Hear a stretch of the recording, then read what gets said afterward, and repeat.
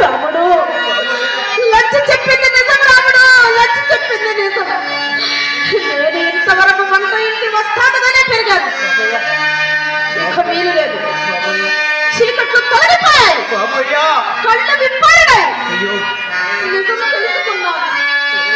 రాముడు ఇక నాకు అంతఃపురము ఈ రాజభోగాలు అక్కర్లేదు. రాముడు వెళతాను, నేను వెళతాను.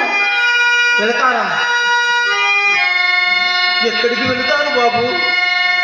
నా తల్లిదండ్రులు ఎక్కడున్నారో అక్కడికి. రాముడు అయ్యో, ఆ పకీరు కొట్టక చిన్న కూడా లోనికి పోలేదు. కోసుకూడప్పుడు ఆగిపోవలసిందే. మీరు వెళ్ళలేరు బాబు. నా మాట వినండి. అంతఃపురానికి వచ్చి పెద్ద తల్లుల ఆశీర్వాదం తీసుకోండి బాబు. లేదు రాముడు, నేను రాలేను. బాబయ్య, నా తల్లిదండ్రులు లేని అంతఃపురంలో ఇక అడుగే పెట్టలేను. అంతే, పార్వతి పరమేశ్వరుడు నేను ఆన. బాబయ్య, వెళ్ళు రాముడు. నా ఆనవాళ్ళగా ఈ ఘోరాన్ని పెద్ద తల్లులకు చూపించి వారికి నా నమస్కారములు వెళ్ళదు. వెళ్ళు రాముడు, వెళ్ళు. వెళతాను బాబయ్య, వెళతాను. నేను వెళ్ళటం లేదు. నా శరీరం వెళుతుంది, నా శవం వెళుతుంది.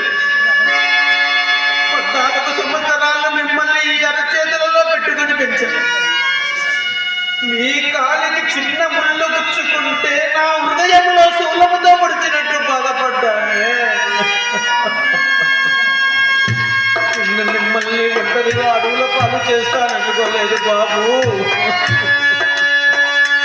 ఓ పాటుగట్టి పరమేశ,